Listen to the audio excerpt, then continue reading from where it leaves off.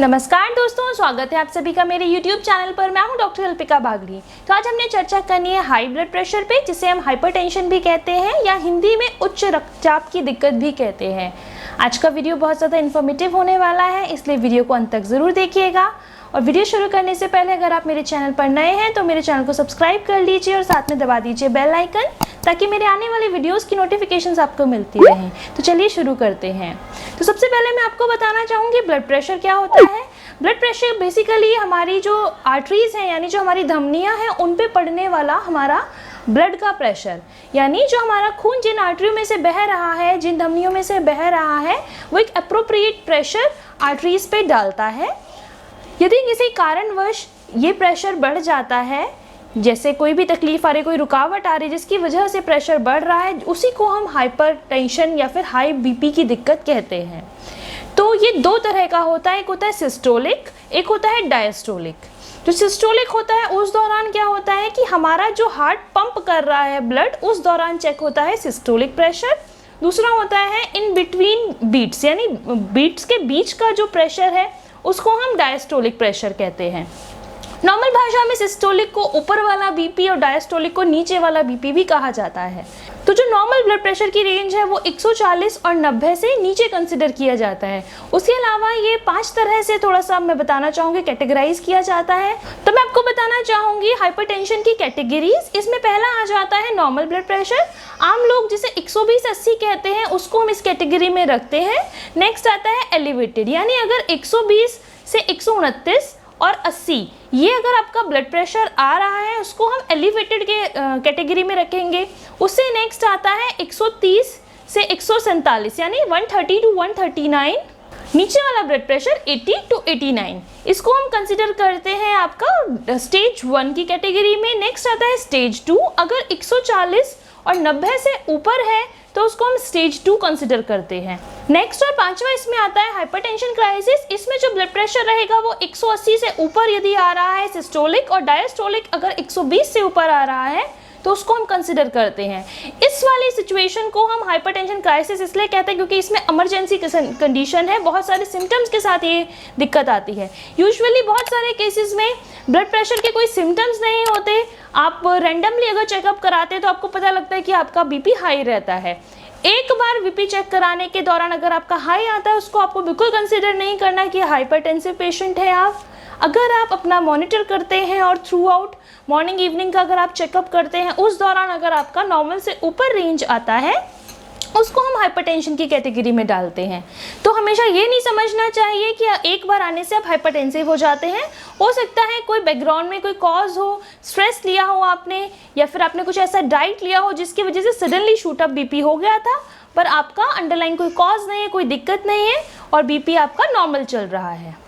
तो मैं आपको बताना चाहूँगी हाइपरटेंशन में यानी हाई ब्लड प्रेशर में क्या क्या सिम्टम्स हो सकते हैं। तो इसका सबसे पहला सिम्टम कंसिडर किया जाता है हेडेक का।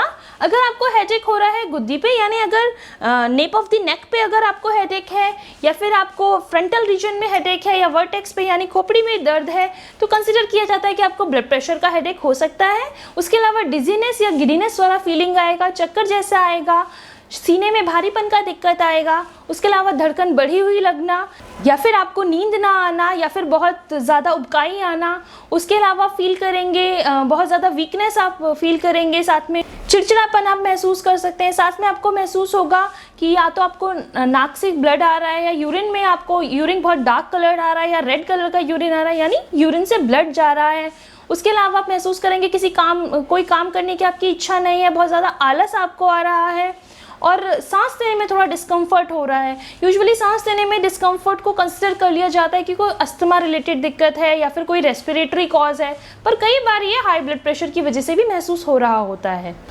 कुछ केसेस में छाती पे भारीपन या फिर धुंधला दिखाई देने वाले लक्षण भी देखे जाते हैं। अब मैं आपको बताना चाहूँगी क्या क्या कॉजेज या रिस्क फैक्टर्स हो सकते हैं हाई ब्लड प्रेशर के। तो इसमें पहला आता है प्राइमरी कॉजेज। प्राइमरी कॉजेज में यूजुअली कोई बैकग्राउंड में कॉज नहीं होता, कोई अंडरलाइंग डिजीज नहीं होता, पर जेनेटिक या एनवायरमेंटल या फिर हमारे खान पान या रहन सहन की वजह से आपको हाइपरटेंशन या ब्लड प्रेशर हाई के सिम्टम्स रहने लग जाते हैं, तो इसको हम प्राइमरी हाइपरटेंशन में रखते हैं।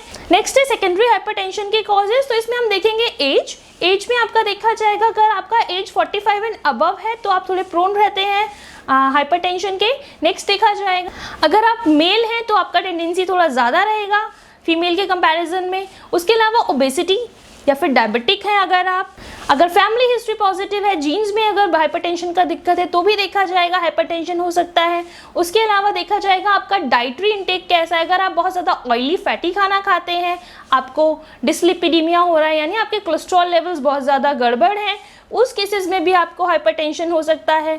उसके अलावा देखा जाएगा कोई अंडरलाइंग कॉज या फिर कोई डिजीज़ तो नहीं है, जैसे अगर कोई हार्ट रिलेटेड ट्रबल्स आ रहे हैं, एथेरोस्क्लेरोसिस हो रहा है, या फिर आपका किडनी रिलेटेड कोई इश्यूज आ रहे हैं, आपके इलेक्ट्रोलाइट्स डिसबैलेंस है। उसके अलावा प्रेगनेंसी में भी प्रीक्लेम्जिया देखा जाता है, यानी जो गर्भवती महिलाएं हैं उनमें भी बीपी की दिक्कत देखी जाती है प्रेशर की वजह से। अगर आपका फिजिकल एक्टिविटी नहीं है और आपका खान पान ठीक नहीं है, वो भी एक रीज़न हो सकता है। उसके अलावा आपका जो सोडियम और पोटेशियम का बैलेंस है, यानी जो सॉल्ट इम्बैलेंस हो रहा है, उस केसेस में भी देखा जाता है हाइपरटेंशन कई बार होने लग जाता है। उसके अलावा अगर डायबिटिक हैं आप तो भी दिक्कत रहती है। अगर आप स्मोक या अल्कोहल बहुत ज़्यादा कंज्यूम करते हैं तो भी एक चांसेस रहता है कि आपको हाइपरटेंशन हो सकता है, कॉज कंसिडर किया जाता है।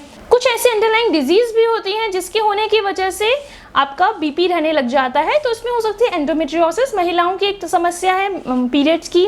उसके अलावा अगर किडनी रिलेटेड कोई इश्यूज़ आपको आ रहे हैं, नेक्स्ट अगर आपको एड्रीनल ग्लैंड रिलेटेड कोई इश्यूज़ हैं, ट्यूमर्स हैं कुछ पर्टिकुलर, उन केसेस में भी ब्लड प्रेशर रिलेटेड दिक्कत रहने लग जाती है।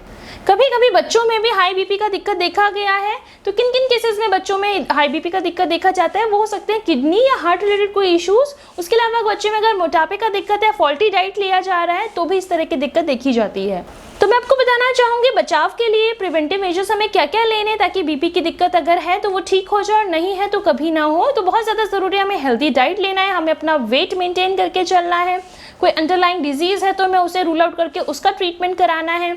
उसके अलावा बहुत ज़्यादा ज़रूरी है कि हमें अपने डायबिटीज़ को और कंट्रोल करके रखना है। उसके अलावा हमें स्मोकिंग और अल्कोहल का कंजम्पशन कम करना है, क्योंकि अगर स्मोकिंग अगर होती तो हमारे बॉडी से ऑक्सीजन लेवल कम होता है और एथेरोस्क्लेरोसिस का दिक्कत बढ़ने लग जाता है। उसके अलावा बहुत ज़्यादा ज़रूरी है हमें सॉल्ट का रिस्ट्रिक्शन करना है अपनी डाइट में। सोडियम इंटेक अगर आप ज़्यादा करते हैं नॉर्मल से रिकमेंड डोजेस से ज़्यादा, तो भी बीपी का दिक्कत रहने लग जाता है।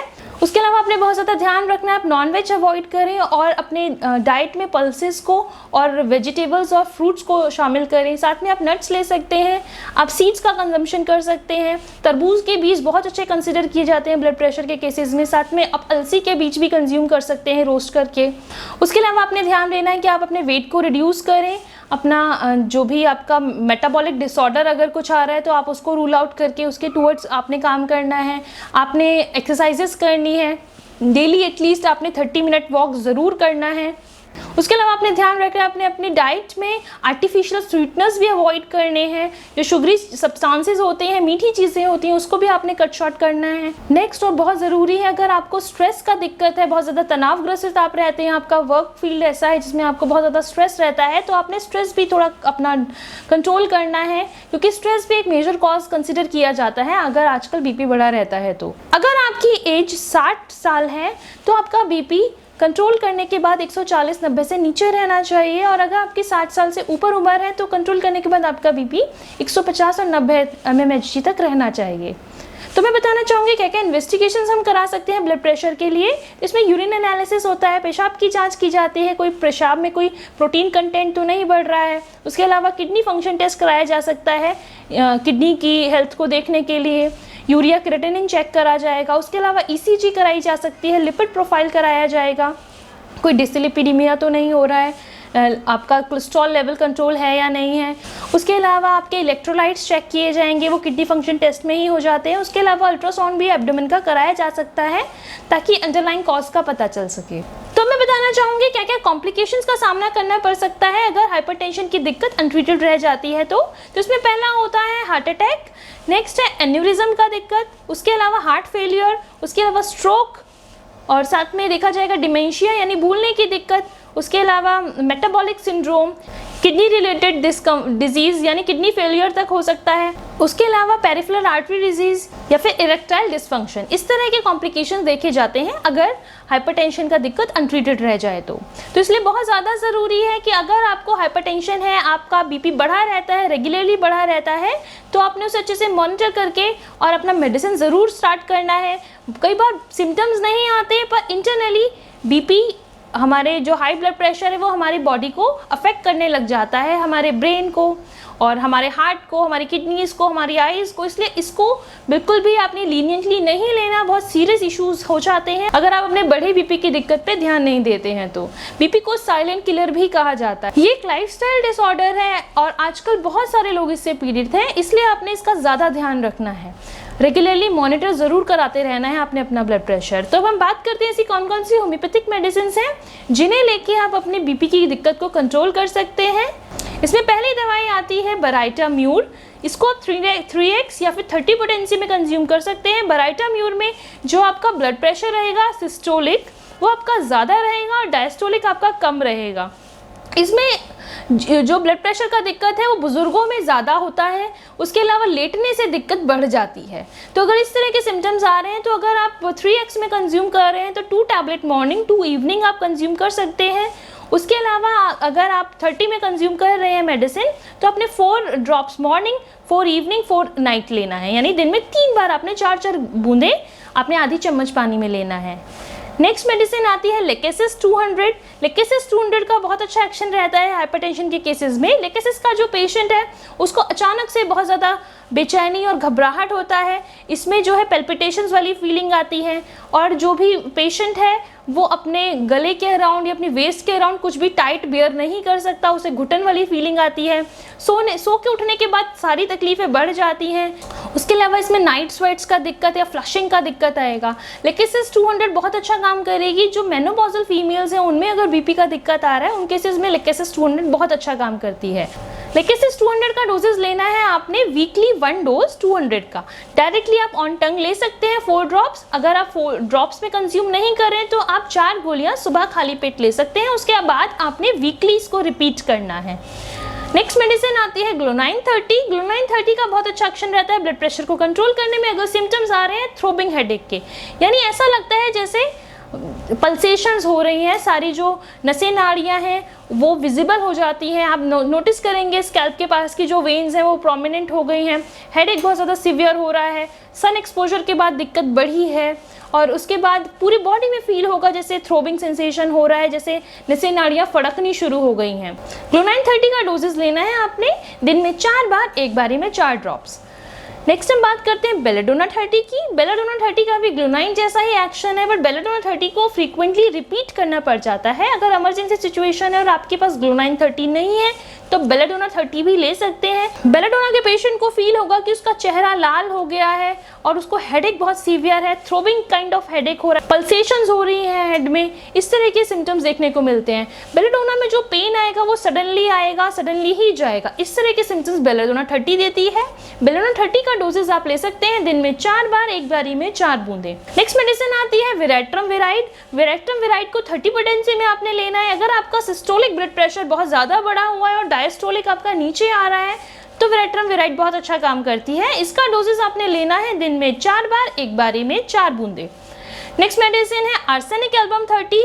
आर्सेनिक का भी बहुत अच्छा एक्शन रहेगा अगर पेशेंट रेस्टलेस है, यानी बेचैनी हो रही है, घबराहट हो रही है, पेल्पिटेशंस हो रही है, ऐसा महसूस किया जा रहा है कि धड़कन बढ़ी हुई है, उसके अलावा डर इसमें रहेगा, साथ में थोड़े थोड़े पानी की प्यास लगेगी, पेशेंट में बहुत ज़्यादा बेचैनी के सिम्टम्स आएंगे। इस तरह के केसेस में आप आर्सेनिक 30 का इस्तेमाल कर सकते हैं। आर्सेनिक का डोजेस रहेगा दिन में 3 बार, एक बारी में 4 बूंद, सुबह दोपहर रात। आप डायरेक्टली ऑन टंग भी ले सकते हैं, नहीं तो आप आधी चम्मच पानी में 4 ड्रॉप्स ले सकते हैं। नेक्स्ट मेडिसिन है नेट्राम्यूर 200। अगर बहुत ज़्यादा सॉल्ट इंटेक आपने किया है और आपने फॉल्टी डाइट ली है, साथ में आप चिंताग्रसित रहते हैं, बहुत ज़्यादा स्ट्रेस आपको रहता है और बहुत ज़्यादा कोई सैड सिचुएशन से आप निकल के आए हैं, उस केसेस में नेट्राम्यूर 200 बहुत अच्छा काम करती है। नेट्राम्यूर 200 का आपने डोजेस लेना है वीकली, आपने इसको सिंगल डोज लेना है और आपने नेक्स्ट वीक रिपीट करना है डायरेक्टली ऑन टंग 4 ड्रॉप्स। अब मैं आपको बताना चाहूंगी ऐसे कौन कौन से मदर टिंचर्स हैं जिनको लेके आप अपने बीपी की दिक्कत को कंट्रोल कर सकते हैं। तो इसमें सबसे इंपॉर्टेंट मदर टिंचर आता है रोवेल्फिया टिंचर। रोवेल्फिया का बहुत अच्छा एक्शन रहता है ब्लड प्रेशर को कंट्रोल करने में। इसे स्पेसिफिक मेडिसिन भी कंसिडर किया जाता है होम्योपैथी में ब्लड प्रेशर की। रोवेल्फिया का डोजेज आपने लेना है अपने बीपी के अकॉर्डिंगली, यानी आपका बीपी अगर बहुत ज़्यादा डिसबैलेंस आ रहा है तो आप इसका ड्रॉप्स बढ़ा भी सकते हैं। अदरवाइज आपने अगर रूटीन में आप इसको ले रहे हैं तो आप आधे कप पानी के अंदर 10 बूंद डाल के सुबह शाम इसको कंज्यूम कर सकते हैं। अगर दिक्कत ज़्यादा है तो आप इसको 15 बूंद भी ले सकते हैं दिन में 3 बार आधे कप पानी में।